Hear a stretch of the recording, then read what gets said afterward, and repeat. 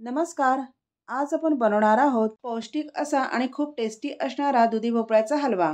बहुतेकांना दुधी भोपळ्याची भाजी ही आवडत नसल्याने याच दुधी भोपळ्याचा अशा पद्धतीचा हलवा, खीर किंवा बर्फी अशा प्रकारचे पदार्थ नक्की बनवून खावे, कारण दुधी भोपळा हा खूप पौष्टिक आहे।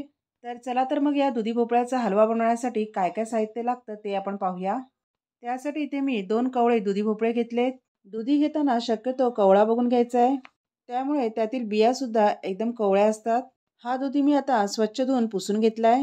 आता याचा साईडचा पोर्शन कट करून घेऊ। लग्न समारंभात जसा हलवा बनवतात अगदी तसाच आहे, तुम्ही सुद्धा नक्की ट्राय करा। या दुधीला 2 किंवा 3 भागांमध्ये कट करून घ्यायचे। तर मी इथे 3 भागांमध्ये कट करून घेते। आता आपण याची साल काढून घेणार आहोत। साल ही थोडं शिजायला वेळ लागते म्हणून ती काढून घ्यायची आहे। अशा पद्धतीने सर्व साल मी काढून घेतली आहे। आता हा दुधी किसणीच्या सहाय्याने किसून घेऊया। दुधी किसून झाल्यावर तसाच जास्त वेळ ठेवायचा नाहीये, कारण तो काळा पडतो, त्यामुळे तो लगेचच तुपामध्ये परतायला घ्यायचा आहे। तर इथे आपला दुधी हा सर्व किसून झालेला आहे। गॅसच्या मिडियम फ्लेमवर कढई ठेवून त्यामध्ये आता मी 2 चमचे तूप घालून घेते। सुरुवातीला काजू आणि बदामचे काप या तुपामध्ये परतून घेऊया। तुम्हाला जर का यामध्ये दुसरे ड्रायफ्रूट हवे असतील तर तुम्ही यामध्ये ते सुद्धा ॲड करू शकता। तुम्ही हे ड्रायफ्रूट हलवा झाल्यानंतर सुद्धा वरून घालू शकता, पण तुपामध्ये हलकेसे सोनेरी रंगावर भाजले तर ते अजून थोडेसे टेस्टी लागतात। हे काजू बदाम आता आपण यामधून काढून घेऊया।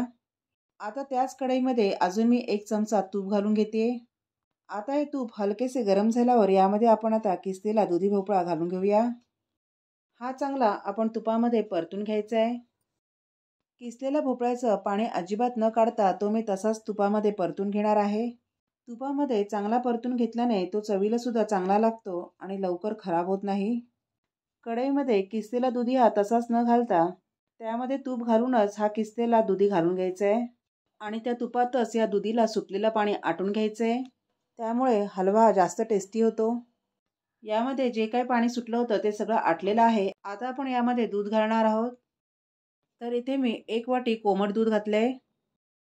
दुधामध्ये हा किसलेला भोपळा चांगला मिक्स करून थोडा वेळ शिजून देऊया। यामध्ये दूध चांगलं मिक्स होऊन दुधी भोपळा सुद्धा यामध्ये छान असा मऊसूत झालाय। आता इथे मी 1 वाटी साखर घालून घेते। साखरही तुम्ही तुमच्या चवीनुसार कमी जास्त प्रमाणात घालू शकता। साखर सुद्धा यामध्ये चांगली विरघळून देऊया। साखर विरघळल्यावर यामध्ये आता पाणी सुटलंय, तर ते पाणी सुद्धा आपण आटून घेऊया। असं हे साखर आणि दूध या भोपळ्यामध्ये चांगलं सुकल्यावर वरून पाव चमचा वेलची पूड आणि थोडंसं जायफळ किसून घालायचं आहे। यावर झाकण न ठेवता असं शिजून घेणार आहे। आता यामध्ये 200 ग्रॅम खवा घालून घेते। खवाऐवजी तुम्ही इथे दुधामध्ये मिल्क पावडर सुद्धा मिक्स करून घालू शकता, किंवा 2 वाटी दूध घेऊन ते दूध गरम करून त्याचं 1 वाटी दूध असं घट्ट बनवलं तर ते सुद्धा तुम्ही यामध्ये ॲड करू शकता। खवा यामध्ये जसं मिक्स करत राहू तसं तसं ते मेल्ट होत राहील। सगळ्यात शेवटी जे मी तुपामध्ये काजू बदाम परतून घेतले होते ते यामध्ये घालून घेते। आता इथे मी बारीक काप केलेला पिस्ता घालून घेतलाय, कारण तो मी तुपामध्ये न परतता असाच घातलाय, कारण हलव्यामध्ये पिस्त्याचे हिरवे असे काप दिसायला खूप छान दिसतात म्हणून तो मी वरून असाच घातलाय। तर तुम्ही इथे बघू शकता हलव्याला किती मस्त असं टेक्स्चर आलंय। तर असा हा दुधी हलवा बनून तयार झालाय। व्हिडिओ आवडल्यास व्हिडिओला लाईक करा आणि शेअर करा, आणि माझ्या चॅनेलवर नवीन असाल तर माझ्या चॅनेलला सबस्क्राईब करून बाजूच्या बेल आयकॉनला प्रेस करा।